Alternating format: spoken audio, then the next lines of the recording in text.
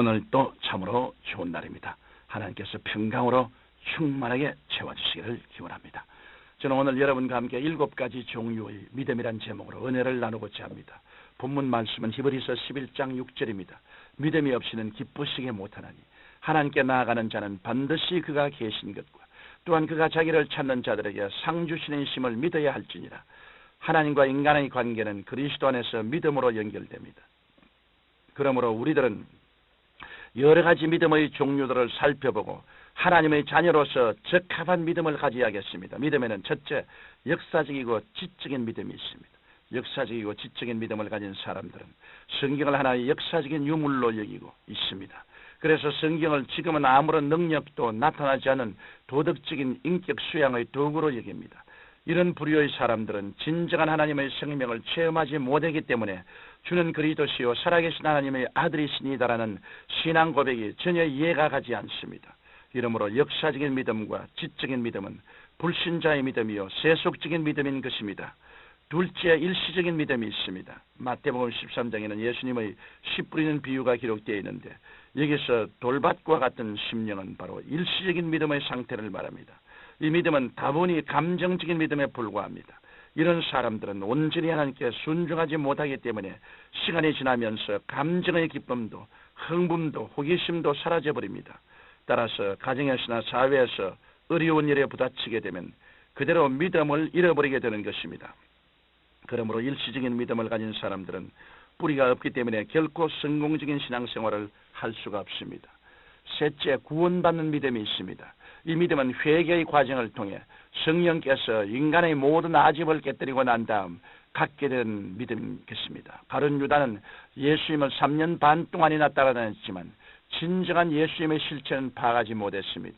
그는 마음의 중심을 예수님께 온전히 내놓지 않고 지성과 감정으로만 예수님을 바라보다가 그만 은 30냥에 예수님을 배반하여 팔아버리고 만 것입니다. 이런 사람은 당연히 구원받을 수 없습니다. 신앙생활에 있어서 가장 중요한 것은 예수님 앞에 나와 인간의 의지를 깨뜨리는 것입니다. 여러분이 예수님 앞에서 자신의 의지를 깨뜨리면 예수님께서는 여러분의 지성과 감정을 점령하실 뿐만 아니라 인간의 가장 중요한 의지까지도 점령하십니다. 이러므로 구원받은 믿음은 성령께서 지정의에 역사하셔야 체험될 수 있는 것입니다. 구원받는 믿음은 예수님께서 나를 위해 십자가에서 몸찢기고 피 흘리사 죽으시고 사흘 만에 부활하시다는 것을 감정적으로 받아들이고 의지로 응답하여 결단하는 전인격적인 변화입니다. 이것은 말씀을 통하여 지성으로 아는 것입니다. 그 때문에 예수님께서는 요한복음 3장 5절에서 니고데모를 보시고 말씀하시기를 진실로 진실로 내게 이르노니 사람이 물과 성령으로 나지 아니하면 하나님 나라에 들어갈 수 없느니라고 하셨던 것입니다. 이것은 무리한 회개를 뜻합니다. 우리가 죄를 회개하고 우리의 의지를 깨뜨리면 성령께서 우리를 변화시키시고 영원한 생명을 불어넣어 주십니다. 이것이 바로 구원받는 믿음인 것입니다. 넷째, 하나님을 믿는 믿음이 있습니다. 하나님을 믿는 믿음이란 이미 구원받은 성도들이 하나님의 말씀과 성령님의 인도로 속사람이 성장하며 하나님과 동행하는 것을 말합니다. 다시 말해 구원의 확신을 가지고 성령님의 인도하심에 따라 환경을 바라보지 않고 오직 하나님의 말씀에 의지해서 사는 삶을 말합니다. 마치 어린아이가 성장해가면서 조금씩 무거운 짐을 질 수 있는 것과 같습니다. 우리도 이 하나님을 믿는 믿음이 성장하면 할수록 하나님의 뜻을 감당할 수 있는 힘이 생기게 되는 것입니다. 다섯째, 하나님의 믿음이 있습니다. 성경 마가복음 11장 22절을 보면 하나님을 믿으라고 말씀하고 있는데 이 말은 하나님의 믿음을 가지라는 뜻도 됩니다. 이러므로 성경은 우리에게 사람의 믿음이 아닌 하나님의 믿음을 가지라고 말씀하고 있습니다. 하루는 예수님께서 제 아들과 함께 이른 아침 예루살렘으로 가실 때 몹시 시장하셨습니다. 그래서 길가에 한 무화과 나무가 있는 것을 보시고 가까이 가셨으나 나무 잎만 무성할 뿐 열매가 없자 이제부터 영원토록 사람이 내게서 열매를 따먹지 못하리라고 하셨습니다. 그리고 예루살렘 성전에 들어가셔서 성전을 정결케 하신 후에 베다니로 나가셔서 하루를 묵으시고 이튿날 다시 그 길로 지나가시게 되었습니다. 그때 베드로가 예수님께서 저주하신 무화과 나무가 마른 것을 보고 랍비여 보소서 저주하신 무화과 나무가 말랐나이다라고 말하자 예수님께서는 하나님을 믿어라. 내가 진실로 너희에게 이르노니 누구든지 산들어 들리어 바다에 던지우라 하며 그 말하는 것이 이룰 줄 믿고 마음에 의심치 아니하면 그대로 되리라고 말씀하셨습니다. 그러므로 우리가 하나님의 뜻에 따라 간절히 기도할 때 성령께서 은사로 주시는 믿음을 얻게 됩니다. 그리고 이 하나님의 믿음을 간직하고 담대히 나가면 하나님께서 역사하시는 기적을 체험하게 되는 것입니다. 여섯째, 성령의 열매인 믿음이 있습니다. 성령의 열매는 사랑과 희락과 화평과 오래 참음과 자비와 양선과 충성과 온유와 절제인데 이 중에 충성은 헬라어로 믿음이라는 뜻을 가지고 있습니다.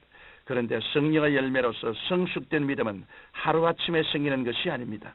어떤 사람은 예수를 믿은 지 얼마 되지 않아 성령 충만을 받아서 귀신을 쫓아내고 새 방언을 말하기도 합니다. 그러나 반면에 오랫동안 예수를 충성스럽게 믿었지만 그런 역사를 전혀 체험하지 못한 사람도 있습니다. 그렇지만 신앙의 뿌리가 튼튼한 이 사람이야말로 성령의 열매인 충성의 열매를 성숙된 믿음으로 맺고 있는 것입니다. 하나님께서는 바로 이런 사람을 사랑하십니다. 많은 세월 동안 연단을 받았을 때 넘어지지 않고 굳건히 신앙을 지킨 사람의 믿음이야말로 정말 뿌리 깊은 보람찬 믿음인 것입니다. 그러므로 하나님께서는 오랜 세월 동안 환경에 흔들리지 않고 충성스럽게 믿음을 지킨 사람을 귀하게 보시고 하늘나라의 일을 맡기십니다. 일시적으로 뜨거워졌다가 시험이 닥치면 금방 식어버리는 믿음을 가진 사람은 사용하시지 않습니다. 일곱째, 사역을 행하는 믿음이 있습니다. 성경 로마서 12장 3절에 보면 내게 주신 은혜로 말미암아 너희 각 사람에게 말하노니 마땅히 생활 그 이상의 생활을 품지 말고 오직 하나님께서 각 사람에게 나누어 주신 믿음의 분량대로 지혜롭게 생활하고 말씀하고 있습니다. 이어서 6절로 8절에는 우리에게 주신 은혜대로 바로 은사가 각각 다르니 혹 예언이면 믿음의 분수대로 혹 섬기는 일이면 섬기는 일로 혹 가르치는 자면 가르치는 일로 혹 구원이 하는 자면 구원이 하는 일로 구제하는 자는 성실함으로 다스리는 자는 부지런함으로 긍휼을 베푸는 자는 즐거움으로 할 것이라고 말씀하고 계십니다. 그러므로 우리는 이 중에서 우리가 받은 은사가 과연 어떤 것인지 분명히 살펴보고 최선을 다해 주님을 섬기는 일에 헌신 봉사해야 할 것입니다. 사랑하는 성도 여러분, 우리가 어떤 종류의 믿음을 가졌는지 알게 되면 혼돈을 피하고 더욱 성숙한 신앙생활을 할 수 있습니다.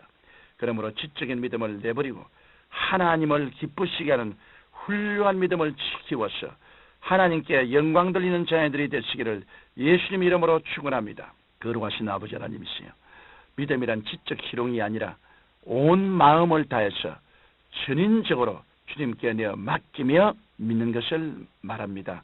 하나님이 이와 같은 전인적인 마음을 다 바쳐서 믿는 믿음을 우리에게 허락하여 주옵소서.